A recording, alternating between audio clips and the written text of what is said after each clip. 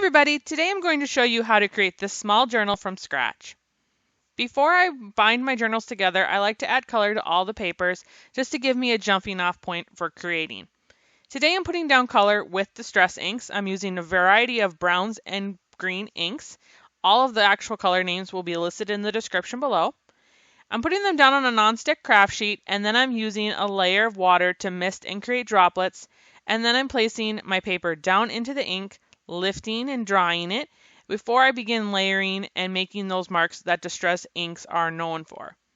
I'm also using my Distress water sprayer to add little droplets of water to let those inks react and move with each other.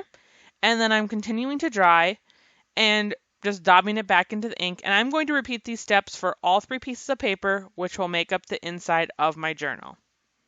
When all three pieces are dry, I'm using Distress Microglaze and a mini blending tool to put down a layer over all three papers, which is going to seal in the Distress inks and make them non-reactive so that I can layer and add glues and things later without any issue.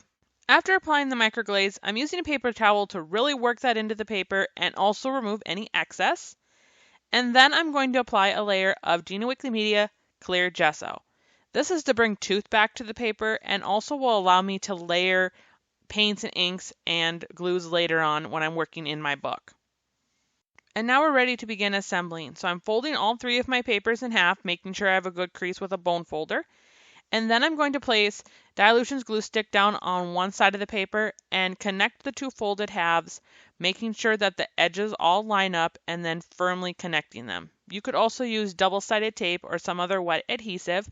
Just make sure you're not getting the adhesive in places that would cause the pages to stick together long term. After I've assembled all of them, I'm going to put them under a heavy weight and begin working on my cover.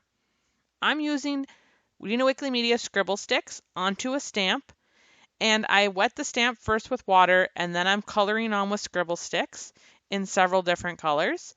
And then I'm going to mist it again once more with water before stamping it down on a piece of Dina Wickly Media heavyweight cotton watercolor paper. This paper has been cut to be the size of the cover, and the measurements are listed in the description below. I'm also just going to add a little bit more water and stamp it again to create the back cover, and I'm going to keep doing this until I have the entire sheet covered with different leaves. Now working on my nonstick craft sheet, I'm putting down 3 colors of Distress paint, and I'm just spreading them out with my finger before I mist them with water so that I can make a print into these paints. Using a piece of Dina Wickly Media canvas tape, I'm pressing it canvas side down into the paints and then lifting it and letting this dry 100% before I bring out my stamps again, this time using white gesso, and I'm going to stamp directly onto this tape and then let it dry 100%. Now this is going to be the tape that's going to make the spine of our book, so you kind of want it to coordinate with what you're doing. In this case, my theme is gratitude and leaves, so that works really well to make this color coordinate. I'm also going to use that exact same small leaf stamp with a very light ink and stamp it a bunch of times onto watercolor paper. And then I'm going to use some watercolor pencils to outline and color in all of these leaves. And then I will paint them in. Now the reason why I stamped in such a light color is that I didn't want to freehand all of these leaf shapes. So by using a really light stamp color, I'm able to use that as just a framework and then color in so that these leaves will look watercolored and hand painted. So as I just mentioned, I colored these in with watercolor pencils. This one is in orange and brown. And then I'm just activating those pencils with a wet paintbrush. And then I'm going to let them dry, and I'm going to do several different color variations of these leaves and then cut them all out to use in collage in my journal. Now it's time to begin working in the journal. So I'm creating a theme journal, so all of my pages are going to have similar elements reflecting the theme of gratitude, nature, and fall leaves. But you could, of course, do every page different or work in a different theme. I'm going to be using similar elements on all of my collage layouts, and I will be using dictionary paper, the watercolor leaves we created, Tim Holtz clipping stickers, and pieces that I pulled from various packs of 49 and Market ephemera stacks.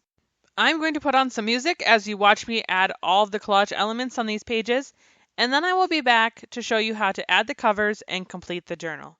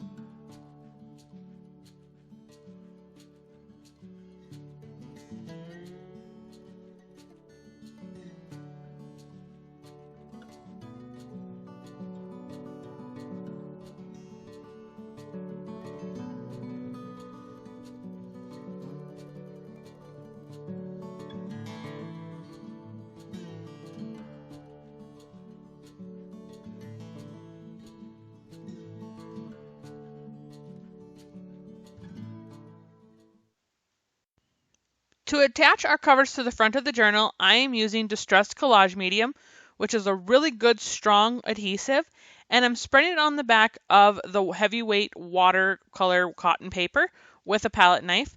And that's because this watercolor paper is a handmade paper. It's very textured, and I want that adhesive to get in all the little nooks and crannies before I place it down as the cover of my journal. Now I'm making sure that it's lined up on all sides with the edges of the journal pages that we created earlier, and then I'm going to place it under some heavy weights and let it dry.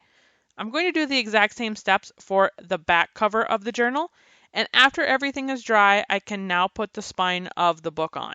The canvas tape does have a sticky back to it, so it's perfect for creating spines of books because it is designed to actually be used in this way. So I'm just removing the backing and then lining it up on the front, wrapping it and pushing it down on the spine, and then putting it along the back, and once again making sure everything is stuck down. Now I created the tape slightly bigger than the size that I needed, so I'm going to have to trim off the excess with my scissors. I'm using my Fiskar micro snip scissors, but you could use whatever scissors that you have. I'm just cutting along the edge of the book, and now the spine is in place. And all I have left to do is just add a little bit of collage on the front of my cover to tie in with the theme of what I've already created. Because I already have a lot going on with the cover and the spine of the book, I'm keeping it very simple by adding 2 of the leaves left over from the collage inside of the journal and just stacking them, overlapping them slightly, and then adding a piece of word ephemera from the 49 and Market Everyday Essentials ephemera stack. I'm gluing all this down with the Dilutions glue stick once again, but you could use whichever adhesive you feel most comfortable with. And then when this is in place, my journal is complete. Let's do a flip through of our finished project. The fun thing about making your very own journals is that you can customize it however you wish by either adding more pages or taking away pages, making a theme journal as we did here, or every single page could be different, and you could also change the size of the journal, making it either larger or smaller. Thank you so much for watching. I hope you were inspired, and I'd love to see what you're creating today. So take a picture and share with us using hashtag #ArtJournalJunction. If you enjoyed this video, please give us a thumbs up and hit that subscribe button so YouTube knows you want to see more of these kind of videos in the future.